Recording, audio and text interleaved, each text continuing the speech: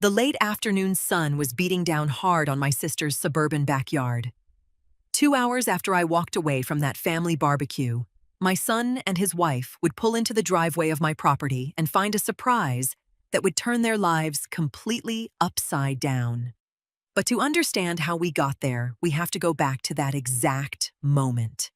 The moment when a simple brush of the shoulder and a spilled glass of lemonade became the absolute last drop of disrespect I was willing to swallow. My name is Lorraine Bennett. I'm 62 years old. I lost my husband 8 years ago. And for way too long, I've kept the family peace at the expense of my own sanity. That afternoon, I had been on my feet for 3 hours, in front of a hot grill, making sure the steaks were cooked exactly the way my son Holden and his wife Sloane liked them. She had shown up late par for the course with her wearing dark designer sunglasses, her eyes glued to her iPhone, brushing right past me without so much as a hello. I was holding a tray of roasted vegetables, turning to bring it over to the long patio table where everyone was catching up. As I turned, my shoulder barely grazed Sloane's arm. The glass of lemonade in her hand tilted, splashing a few stray drops onto her expensive sandals. That was it. A tiny, accidental bump. "Don't you ever put your hands on me!" Sloane shrieked, her shrill voice cut right through the ambient noise of the backyard. My cousins, nieces, and nephews stopped talking instantly. She was looking at me with pure disgust, as if I had shoved her into the dirt on purpose. I honestly thought it was a bad joke at first, but her face was tight with absolute fury. I looked over at my son, fully expecting him to step in to remind his wife that his mother had been cooking for them in the sweltering heat all morning. Instead, Holden marched over with a heavy scowl. He didn't look at the spilled drink. He didn't ask what happened. He just looked at me with ice in his eyes. "Apologize to my wife right now, Mom, or you need to leave," he said, not even blinking. The patio went dead silent. You could have heard a pin drop. I didn't tear up. I didn't plead my case. I simply set the tray of food down on the nearest table, untied. My apron folded it neatly and walked out the side gate without saying a single word. That was the moment it all ended. The drive back to my house took 40 minutes. I drove in a silence so deep I could hear my own breathing over the hum of the engine. Anyone else in my shoes might have cried or pounded on the steering wheel, but I just felt this strange, settling calm. It was the kind of calm water gets right before it freezes solid. Watching the scenery roll by, my mind started playing a highlight reel of the last 3 years. Holden and Sloane had moved into the guest cottage tucked in the back of my property. The original excuse was that they needed to save up for 6 months to put a down payment on a condo in the city. 6 months turned into a year, then 2, and suddenly it was 3. During that time, I had basically become a ghost in my own home. I paid the exorbitant electric bills while they ran the central air 24/7. I covered the high-speed fiber internet that Sloane demanded for her remote job. I had even handed over an emergency credit card in my name to help them out, which mysteriously ended up covering $200 dinners downtown and Nordstrom hauls that I never saw them wear. I had always made excuses for my son's passive behavior. I told myself Holden was under a lot of pressure at work, that Sloane was just a difficult personality, and he was just trying to keep the peace. But that afternoon, in front of our entire extended family, he didn't try to avoid a conflict. He actively chose to humiliate me just to appease his wife's ridiculous tantrum. And he did it without a second thought. I parked my car in the driveway. My main house stood quiet and welcoming in front of me. Out back, partly shaded by the old oak trees, sat the guest cottage. My late husband and I had built that little place with our own 2 hands. I suddenly realized that my endless patience had been mistaken for weakness. They figured that because I was an older widow, I was so desperate for my son's company that I'd put up with any amount of garbage just to keep him around. They were dead wrong. I wasn't going to be a martyr. and I certainly wasn't going to be a guest in my own life. I walked through the front door, tossing my keys into the bowl on the entryway table. The house was cool and tidy, a sanctuary that always grounded me. But I didn't sit down to relax. I walked straight to my home office, opened the desk drawer, and grabbed the master spare keys. I marched across the lawn to the guest cottage. The second I unlocked the door and stepped inside, I was hit by a wall of heavy, expensive perfume and the smell of takeout food going bad. The place was a total disaster zone. Clothes I had bought for them were slung over the sofa. Empty Amazon boxes were piled high in the corner, and a mountain of crusty dishes clogged the sink. This was the level of respect they had for the home I was letting them live in, rent-free. I stood in the middle of the living room, taking it all in. I wasn't even angry anymore. I just felt a razor-sharp clarity. I'd spent 3 years pretending we were a happy, functional family, but the ugly truth was literally scattered all over the floor. They were using me. I was nothing more than a convenient ATM and a safety net that didn't require any maintenance or respect. My daughter Audrey, who lives about 3 hours upstate and has always been fiercely independent, had warned me about this for years. "Mom, you're enabling them. They walk all over you," she'd tell me on our Sunday calls. I'd always brush it off, saying I just needed to be patient, that family takes care of family. Lord, I was so naive. I marched over to my garage, grabbed 3 rolls of heavy-duty black contractor bags, and pulled down a stack of moving boxes I'd saved. I walked right back to the guest cottage with purpose. I wasn't going to wait for them to come home so we could hash it out. I wasn't going to demand a fake apology they didn't mean. I was taking back what was mine, starting with my property. We were way past talking. It was time for action. I started in the bedroom. I didn't break anything, and I wasn't tossing their belongings onto the lawn like some melodramatic soap opera. I was methodical and clinical. I folded Sloane's dresses, boxed up her absurdly expensive shoes, and packed away her makeup. I threw Holden's clothes into the contractor bags. Every single item I packed felt like a heavy weight lifting right off my chest. I worked non-stop for 2 solid hours. I cleared out the bathroom cabinets, gently wrapped their MacBooks in towels so they wouldn't get scratched, and boxed them up. Everything they owned was carried out and stacked neatly on the cottage's front porch, safely tucked under the wooden awning so it wouldn't bake in the sun. Once the place was completely empty, I went back to the garage and grabbed my late husband's toolbox. He had taught me how to handle basic home repairs, and swapping out a deadbolt was child's play. Screwdriver in hand, I took off the interior plate of the cottage's front door. I pulled out the old lock cylinder, the one they had the keys to, and slid in a brand new one I'd bought at Home Depot months ago for the back door, but never got around to installing. I tightened the last screw and tested the new key. The mechanism turned with a satisfying heavy click. The door was secured.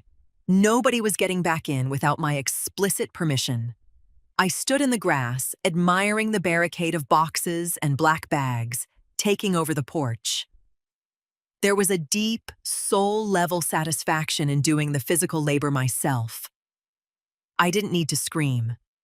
I didn't need to make a scene in public. My boundaries were now literal, made of metal and wood, and locked up tight. I walked back to the main house, washed my hands, and put the kettle on for some Earl Grey tea. I set up my laptop on the kitchen island. The heavy lifting was done, but I still had to sever the invisible strings that were draining my livelihood. I logged into my online banking and clicked over to the credit card accounts. There, it was the authorized user card in Holden's name. The current monthly balance was hovering around $2,500, easily more than what I spent on groceries in an entire quarter. With 2 quick clicks, I hit Report Lost/Stolen and selected Close Card Permanently. The screen flashed a confirmation box. I clicked Confirm. Next, I pulled up my auto insurance portal. I'd been footing the bill for Holden's SUV ever since he got into a fender bender and complained his premiums had skyrocketed. I called the 1-800 number, verified my social, and dropped his vehicle from my policy effective immediately. The rep asked if I was absolutely sure. I told her I'd never been more sure of anything in my life. Finally, I typed my router's IP address into the browser. The guest cottage pulled its Wi-Fi from my main network via a heavy-duty range extender. I changed the admin password, renamed the network, and blocked the extender's MAC address entirely. If Sloane wanted to work on Monday, she was going to have to figure out how to use her own cell phone as a hotspot. I sat back on my kitchen stool and took a slow sip of my tea. It was wildly ironic how 3 years of subtle, relentless financial abuse could be completely dismantled in under 30 minutes with a laptop. I had absolute control over my finances and my home again. I didn't feel a shred of guilt. I just felt the immense relief of finally kicking off a pair of shoes that were 2 sizes too small. It was right around 8 p.m. when I heard the crunch of tires on the gravel driveway. Sitting in my dark living room with the lights off so they couldn't see me, I peeked through the blinds and watched them park near the guest house. They got out of the car, laughing about something. I could clearly hear Sloane complaining about the evening humidity, loudly hoping I had left them some dinner after my little tantrum. They strutted up the walkway with the kind of smug entitlement of people who truly believe the world revolves around them. Then they stopped dead in their tracks. Under the harsh yellow light of the porch bulb, they stared at the wall of cardboard boxes and black garbage bags. Holden stepped forward, looking totally bewildered. Sloane crossed her arms, looking around the yard like someone was filming a prank video. I watched Holden dig into his pockets, pull out his key, and shove it into the deadbolt. He tried to turn it. Nothing. He pulled it out, stared at it, shoved it back in, and rattled the handle violently. The door didn't budge. "What the hell is this?" Sloane shrieked, her voice echoing through the quiet neighborhood. "Your mother is insane. She threw all my stuff out."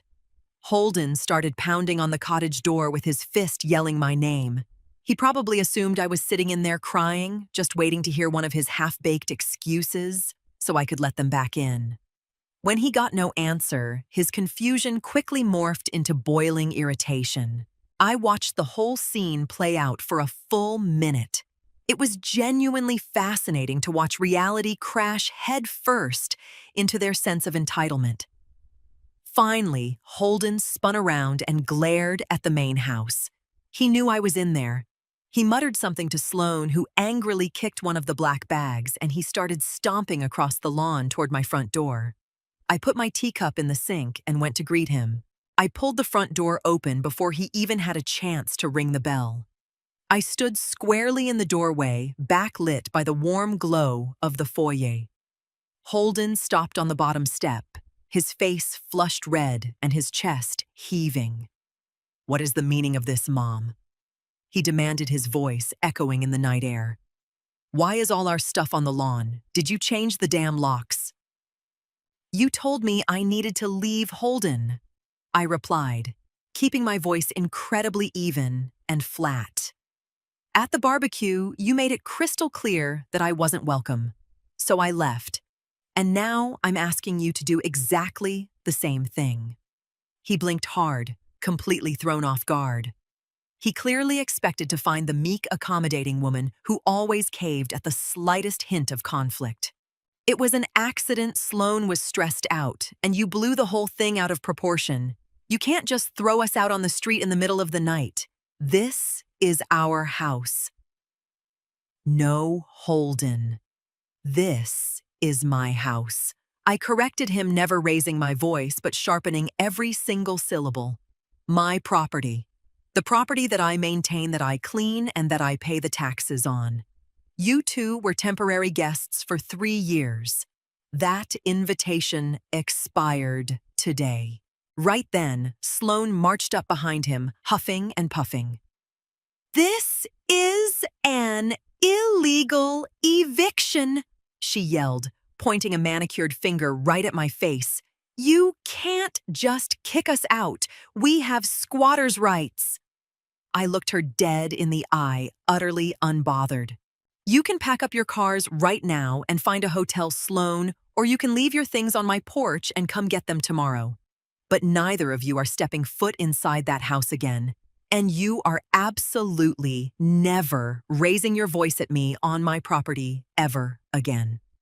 Seeing that I was an absolute brick wall, Holden tried to pivot to a softer approach. Mom, please, come on, it's late. Let's talk about this in the morning. Just let us into sleep and we'll figure out this misunderstanding tomorrow. The only misunderstanding was you thinking my patience was infinite, I said. I stepped back and firmly shut the heavy oak door right in their faces. I threw the deadbolt, clicked the chain into place, and walked back to my living room. I curled up on the sofa with a paperback book, though I wasn't really reading. Outside, the commotion went on for another 20 minutes. I heard Sloan cursing up a storm and Holden quietly arguing back. Peeking through the blinds one last time, I watched them angrily shoving whatever would fit into the back of his SUV before tearing out of the driveway. About an hour later, my iPhone lit up on the coffee table.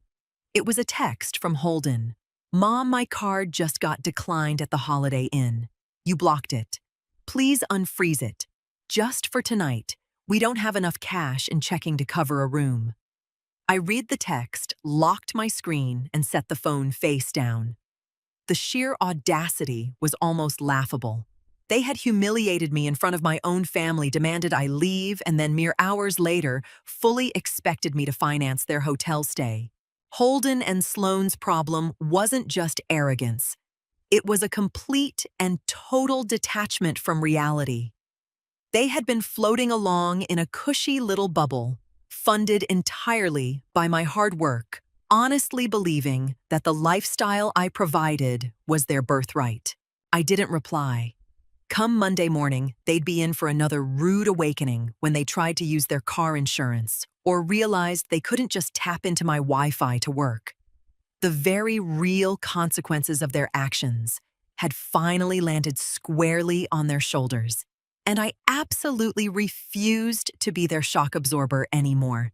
I went to bed that night with a lightness in my chest I hadn't felt in years.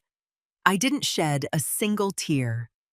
The quiet hum of the big empty house didn't feel lonely. It felt like it belonged to me again. I had taken back control of my space, my money, and my dignity. And I was never letting anyone take it from me again. 5 days passed. The remaining boxes on the porch were slowly ferried away by one of Holden's buddies while I was inside doing laundry. Holden tried calling me 3 or 4 times, but I let it all go straight to voicemail. On Saturday morning, my daughter Audrey drove down to see me. We sat at the kitchen island while I poured us some fresh coffee. Holden called me yesterday, Audrey said, blowing softly on her mug. He was losing his mind. They had to rent a room at some budget motel out by the interstate. Sloan is absolutely furious because she's having to take the commuter bus into town. Apparently, they found out they can't reinstate their auto insurance because they don't have the cash. I just nodded slowly, stirring a splash of cream into my coffee. He begged me to talk some sense into you. Audrey continued looking at me with this brilliant mix of shock and pride. He told me you'd lost your mind, that you dumped them on the street with 0 warning. I told him you'd been giving him warnings for 3 years, and he just refused to listen. I am so incredibly proud of you, Mom. It's about damn time. I didn't do it out of spite, Audrey. I told her, looking out the kitchen window at my perfectly manicured backyard. I did it because I finally realized that my silence was just making them worse. If I didn't nip this in the bud now, 10 years down the road, they would have found a way to kick me out of my own house just to take it for themselves. Audrey reached across the counter and squeezed my hand. We both knew Holden would eventually come crawling back to apologize. He'd probably show up with tears in his eyes, swearing up and down that Sloan was going to therapy, and things would be different. But we also knew my answer wasn't going to change. That cottage door was going to stay locked. I had drawn a line in the sand, and for the first time in my life, I wasn't letting anyone wash it away. The first weekend of the following month, I went out to the guest cottage and threw all the windows wide open to let the crisp air in. The stale smell of cheap perfume and laziness was totally gone. I hired a local handyman to patch the drywall, and the walls Sloan had scuffed up were painted a bright, beautiful white.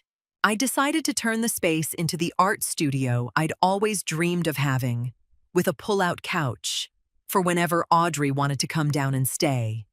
I bought some trailing pothos plants, set up my easel right by the big picture window, and put a vintage rocking chair out on the porch. Sometimes I see Holden's SUV cruise slowly past the front of my house, never quite getting the nerve to pull into the driveway. He's mailed me a couple of long, rambling letters talking about how much he misses our family, and casually dropping hints about how insane rent prices are in the city. I read them, fold them back up, and stick them in a desk drawer. I don't write back. I just don't feel the need to. I don't hold any vicious grudges, but I definitely don't have amnesia either. I've learned the hard way that you cannot teach respect to people who only see you as a utility. That afternoon at the barbecue, when I turned my back on the spilled drink and the screaming, I honestly thought I was losing my son. But now, sitting in my own backyard, smelling my own hydrangeas, and making choices that only involve me, I know that what I actually did was find myself. Life is simply too short to spend it apologizing for existing in your own space. And mine, at 62 years old, is finally starting to feel like it actually belongs to me. If there's one thing I took away from this whole ordeal, it's not bitterness, but a crystal clear understanding of my own worth. For years, I believed that unconditional love meant being a punching bag, and that by endlessly swallowing my pride, I was buying family harmony. But I realized that by biting my tongue and constantly giving in, I wasn't building a close-knit family. I was just subsidizing my own erasure. I learned that you can never expect people to value you if you're the one constantly erasing your own boundaries just to keep them comfortable. Walking away from a table where you're being disrespected, locking a door, or cutting off the cash flow isn't an act of selfishness or revenge. It's simply refusing to fund your own abuse anymore. Sometimes the hardest but most necessary reality check you can give your family is showing them that your time, your roof, and your patience are not guaranteed birthrights. They are privileges that can only be kept through mutual respect.